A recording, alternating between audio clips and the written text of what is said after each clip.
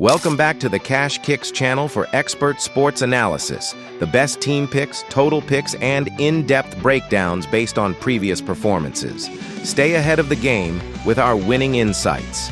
And for even more exclusive parlay picks, check out Channel in membership. Indiana Pacers versus New York Knicks. 13-40 Indiana team walks into a building owned this season by a 34-19 New York squad that's chasing the top of the Eastern Conference. The Pacers sit 13th in the East, trying to halt a four-game slide and salvage pride. The Knicks are second in the conference, 21-6 at home, tightening their grip on playoff positioning and eyeing more. The numbers lean heavily toward New York, nearly an 80% edge in projected win probability, and the season series already shows how thin the margin can be. The Knicks took the first meeting 114-113. Indiana needs a response. New York wants control. This is urgency versus momentum, desperation versus stability. And the stage is set in Manhattan. Indiana averages 110.6 points per game while allowing 118.5. New York scores 117.3 and gives up 111.8. That gap tells the early story. The Knicks operate with balance. The Pacers have struggled to close defensive possessions. From the floor, New York shoots 47% overall, 36% from three, and a sharp 81.3% at the line.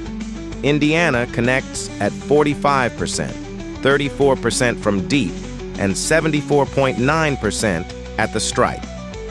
The Knicks move the ball slightly better, 26.8 assists to 25.9, rebound more effectively, 46.2 to 42.7, and commit fewer turnovers, 12.9 to 13.7. Defensively, Indiana produces 7.4 steals and 4.8 blocks per game. New York counters with 7.9 steals and 4.1 blocks, relying more on structure and positioning than sheer shot-blocking volume.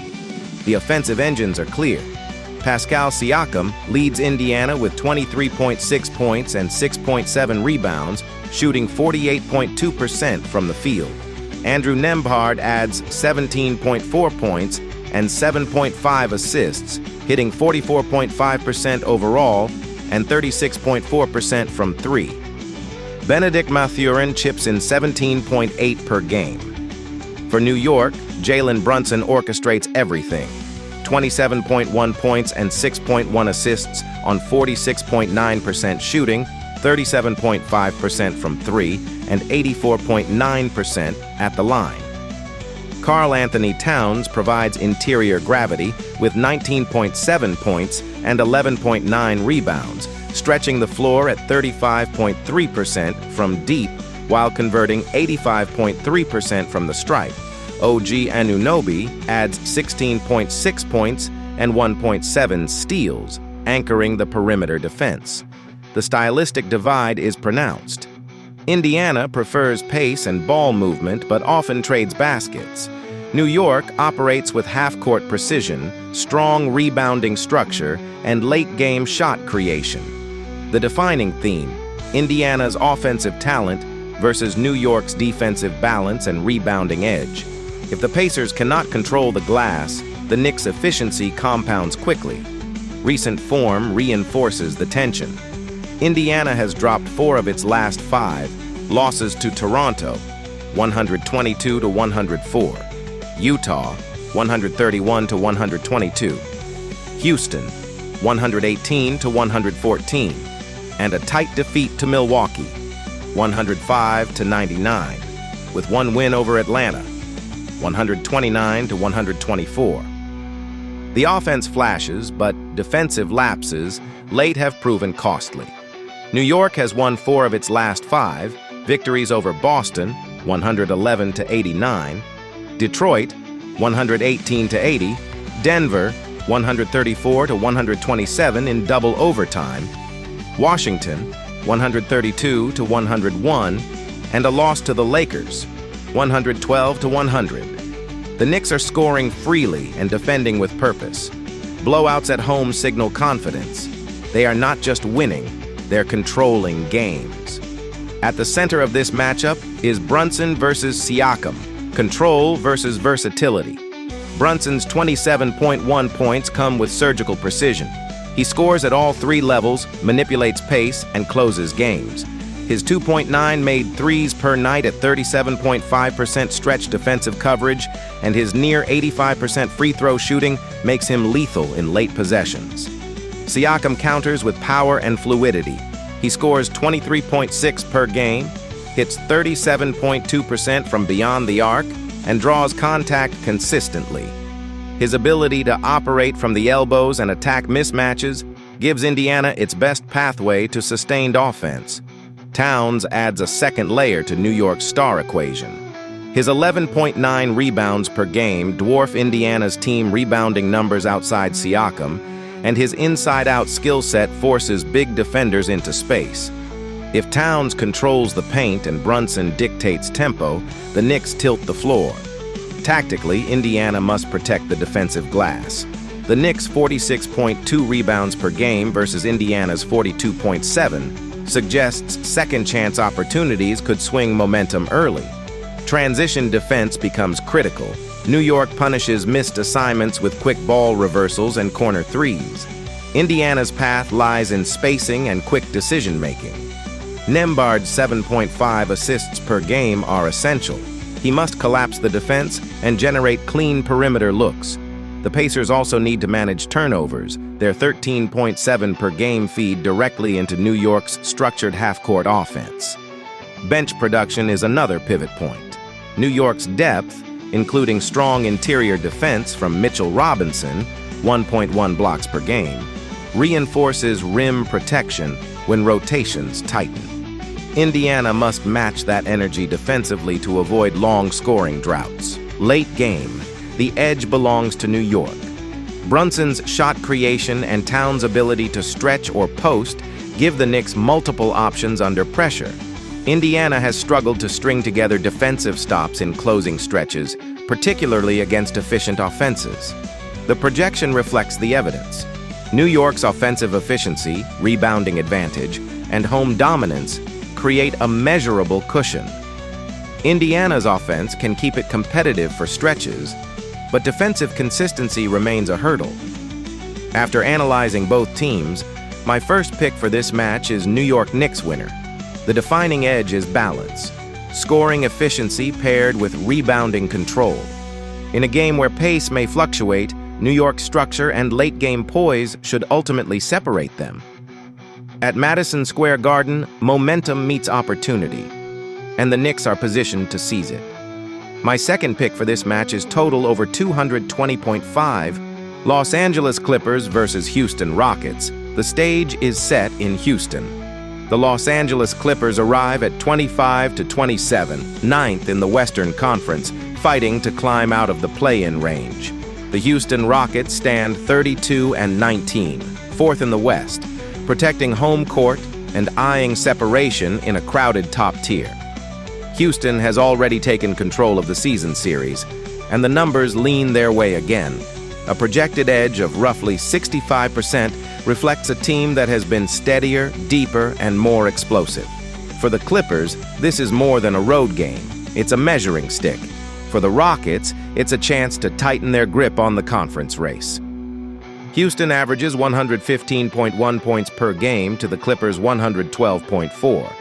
They defend slightly better as well, allowing 110.0 compared to Los Angeles' 112.7. The margins are thin, but in a conference this competitive thin is everything. Houston's offense is powered by Kevin Durant's 25.9 points per game on 51.0% shooting, 40.4% from three, and 87.8% at the line. Alperen Şengün anchors the interior with 20.8 points, 9.4 rebounds, and 6.3 assists, while Amen Thompson adds 17.8 points and 7.6 boards. The Rockets shoot 47.2% from the field, 36.8% from deep, and 75.3% at the stripe. They move the ball for 24.8 assists per night and win the glass decisively with 48.8 rebounds per game. The Clippers counter with Kawhi Leonard's 28.0 points per game on 49.5% shooting and an elite 91.4% from the free throw line. James Harden supplies 25.4 points and 8.1 assists, orchestrating a half-court attack built on control and spacing. Ivica Zubac provides 14.4 points and 11.0 rebounds in the paint. As a team, Los Angeles shoots 48% from the field, 31.3% from three, and a sharp 81.6% from the line, averaging 23.6 assists and 40.7 rebounds. Defensively, Houston's activity stands out: 9.0 steals and 5.7 blocks per game, compared to the Clippers' 8.5 steals and 4.6 blocks. The Rockets' length across positions allows them to contest at the rim and disrupt passing lanes. The Clippers rely more on positional discipline and individual shot-making.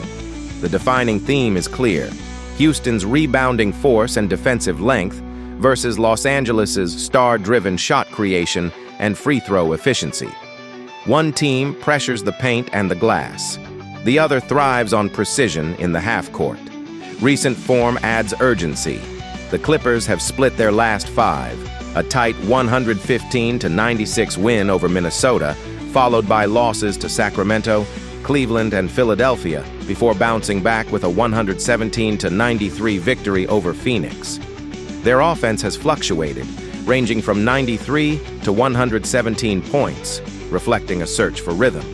Houston, meanwhile, has won 3 of its last 5. They edged Oklahoma City 112-106, handled Charlotte 109-99, fell to Boston and Indiana, then answered with a 111-107 win over Dallas. The Rockets are consistently scoring between 99 and 114 points and tightening games late, a sign of composure in closing stretches. At the center of it all is the duel between Leonard and Durant. Leonard's 28.0 points, 6.3 rebounds, and 3.7 assists come with surgical efficiency. He operates deliberately, punishing mismatches and living at the line. Durant counters with 25.9 points, 5.3 rebounds, and 4.4 assists, stretching defenses with 40% three-point shooting and elite mid-range touch. Leonard is methodical power. Durant is fluid acceleration. Schengen's versatility adds another layer. 6.3 assists from the center position stresses defensive rotations, while Harden's 8.1 assists test Houston's perimeter containment. The chess match between Harden's playmaking and Houston's switching defense could tilt the tempo. Tactically, Houston's edge on the boards looms large. Their +8 rebounding margin over Los Angeles signals second-chance opportunities and transition fuel. If the Rockets control the glass, they can dictate pace. The Clippers must slow the game, protect the ball. They average 14.4 turnovers and convert at the free throw line to compensate for the rebounding gap. Perimeter efficiency is another swing factor.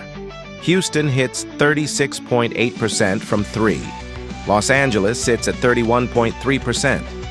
If the Clippers cannot stretch the floor consistently, Houston's help defense will collapse on Leonard and Harden. Conversely, if the Rockets' shooters find rhythm, their spacing becomes difficult to contain. Bench depth and defensive activity clearly tilt the advantage toward Houston. Their ability to generate 31.5 made two-pointers per game highlights a consistent interior presence and efficient shot selection around the rim. That steady production inside not only reflects strong ball movement and cutting action, but also creates reliable scoring balance that prevents the offense from becoming overly dependent on perimeter shooting. With multiple scoring channels operating effectively, Houston can sustain pressure across 4 quarters. For the Clippers, however, late-game execution leans heavily on Leonard's isolation control and Harden's decision-making under pressure. Expect a competitive first half, deliberate possessions, and playoff-like intensity. But over 48 minutes, Houston's rebounding dominance and perimeter efficiency should generate extra possessions and cleaner looks. After analyzing both teams, my first pick for this match is Houston Rockets winner, The difference will be second chances and spacing. Houston's balance, length, and control on the glass give them the edge at home, and in a tight Western race, that edge is enough. My second pick for this match is total over 205.5, a Dallas Mavericks versus Phoenix Suns. Dallas enters at 19-33, sitting 12th in the Western Conference and trying to halt a 7-game slide that has pushed them below the playoff line. Phoenix stands 31-22, 7th in the West, protecting home floor and chasing upward movement in a tightly packed race. The projection leans toward the Suns at roughly 60%, and on paper, the separation reflects both momentum and stability. For Dallas, this is urgency. For Phoenix, it's positioning. One team is fighting to stay relevant. The other is sharpening its edge for the stretch run. Dallas averages 114.2 points per game on 47% shooting, slightly more efficient than Phoenix's 46% clip. The Suns counter with 113.6 points per night and a defensive profile that allows just 111.4 compared to the Mavericks' 117.2 points allowed. That defensive gap is the first fault line in this matchup. From deep, Phoenix spaces the floor at 36%, while Dallas sits around 34%. At the line, the Suns convert 84% as a team, elite-level efficiency, while Dallas hovers in the low 80s. Rebounding tilts toward the Mavericks, 45.1 boards per game to Phoenix's 42.9, and Dallas also holds edges in assists, 25.3 to 24.8, and blocks, 5.6 to 4.0. Phoenix creates more disruption with 10.2 steals per game compared to Dallas's 7.6. Offensively, Dallas leans on balance. Cooper Flagg paces the team at 20.3 points per game on 48.4% shooting, adding 6.6 rebounds and 4.2 assists. Anthony Davis brings interior force with 20.4 points and 11.1 rebounds on 50.6% from the field. P.J. Washington contributes 14.1 points, 7.1 boards, and 1.4 blocks, anchoring the defensive front line. Phoenix is driven by Devin Booker's 25.3 points and 6.3 assists per game. He shoots 45.6% overall, 30.7% from three, and an elite 86.5% from the line. Dillon Brooks adds 21.1 points on 44.1% shooting and 35.3% from deep. Inside, Mark Williams controls the glass with 8.2 rebounds and supplies 1.0 block per game while converting 66% of his field goals. The defining theme is clear: Dallas's rebounding and size versus Phoenix's perimeter pressure and defensive discipline. If the Mavericks can dominate the glass and finish efficiently, they can dictate tempo.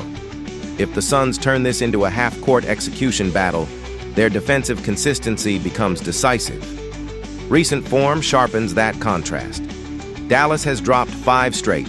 Losses to San Antonio, 138-125 and 135-123.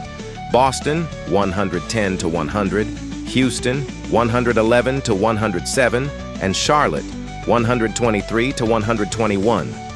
The offense has shown bursts, but defensive lapses and late-game execution have been costly.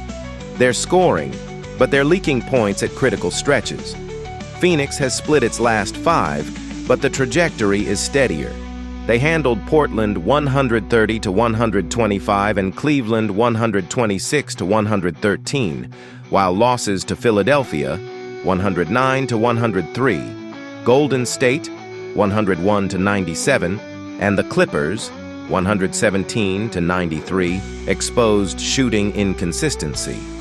The Suns' wins have featured sharper ball movement and stronger fourth-quarter composure. Their losses have come when perimeter efficiency dips and transition defense falters. Emotionally, Dallas is pressing.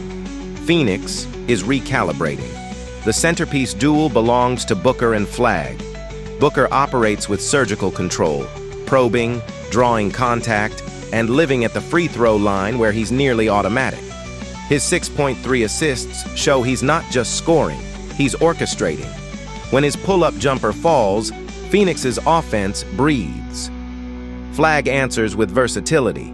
At 20.3 points per game on nearly 49% shooting, he scores at all three levels and supplements with rebounding and playmaking.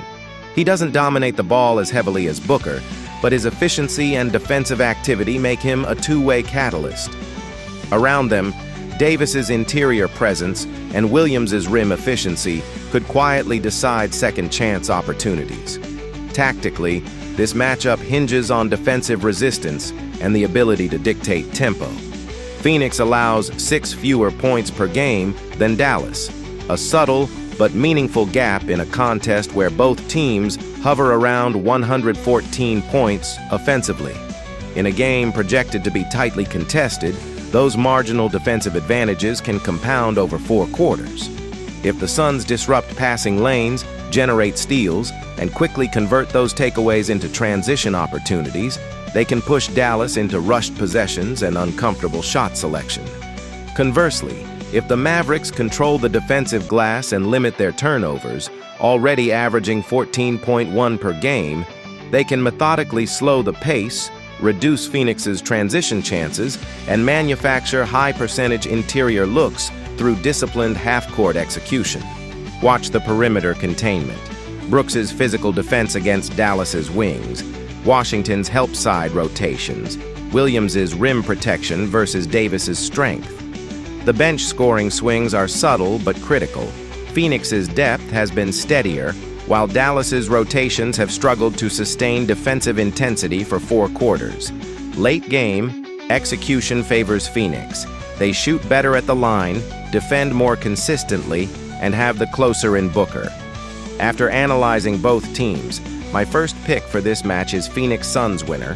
The Suns' defensive structure and free throw efficiency create separation in the 4th quarter. Dallas competes on the glass and keeps it tight through 3, but Phoenix's balance, perimeter pressure, and late-game composure secure the win and reinforce their climb in the Western race. My second pick for this match is total over 224.5. San Antonio Spurs versus Los Angeles Lakers. The lights come up in Los Angeles with weight behind every possession. San Antonio arrives at 36-16, sitting atop the Southwest Division and firmly planted near the top of the Western Conference. The Lakers, 32-19 and leading the Pacific, defend their home floor with momentum and star power. The season series tilts 2-1 toward the Spurs, but the margins have been razor thin. A 5-point Lakers win, a 13-point Spurs answer, and a 16-point San Antonio statement in the last meeting. The numbers give a slight lean toward San Antonio, just over 60% in projected edge. But this isn't about percentages. It's about positioning in the West, tone setting in February, and 2 franchises measuring themselves against championship expectations. San Antonio owns the better record. Los Angeles owns the stage. Something gives tonight. San Antonio scores 117.6 points per game, slightly ahead of the Lakers' 116.1. The Spurs rebound at an elite 46.6 per night compared to LA's 41.3, and they protect the rim with 5.1 blocks per game. The Lakers counter with defensive activity on the perimeter, 8.2 steals per game, and a slightly stronger field goal percentage at 50% to San Antonio's 47%. From deep, both teams space the floor effectively. San Antonio's core shooters stretch coverage around Victor Wembanyama, while Los Angeles leans on Luka Doncic's range and Austin Reeves's efficiency. At the line, both teams hover in the upper 70s to low 80s, with Wembanyama at 81% and Doncic at 78.1%, anchoring their late-game reliability. The Spurs' offense flows through Wembanyama's 23.9 points, 11.1 rebounds, and 2.7 blocks per game. He's shooting 50.7% from the field and 36% from 3, blending interior dominance with perimeter skill. De'Aaron Fox adds 19.5 points and 6.2 assists, injecting pace and downhill pressure. Rookie Stephon Castle contributes 17.1 points and 7.0 assists, giving San Antonio balance and shot creation. The Lakers counter with Doncic's 32.8 points, 8.6 assists, and 7.8 rebounds per game. Elite usage with 47.3% shooting and 35% from deep. LeBron James adds 21.8 points and 6.8 assists on 50% efficiency, while DeAndre Ayton provides 13.4 points and 8.4 boards inside. Defensively, Wembanyama's 2.7 blocks in length reshape the paint. Castle's 1.4 steals pressure ball handlers. For Los Angeles, Ayton anchors with rim protection and rebounding, while Doncic and Reeves combine anticipation with active hands. The defining theme, San Antonio's size and rebounding edge versus Los Angeles's perimeter efficiency and half-court shot-making. Control the glass or control the tempo. That's the battle line. San Antonio enters on a surge. 4 wins in their last 5, including a 138-125 statement over Dallas and a 116-106 win against Oklahoma City. Their lone stumble came in Charlotte, but the offensive rhythm has been consistent, 110 or more in 4 of 5. The Lakers are 4-1 in their last 5 as well, highlighted by wins over Golden State, Philadelphia, Brooklyn, and Washington. Their only slip was a tight loss to New York. They've scored at least 109 in 4 of those games and have shown improved late-game execution. Both teams are peaking, neither is searching. This feels like a collision rather than a test. The centerpiece is undeniable. Wembanyama versus Doncic.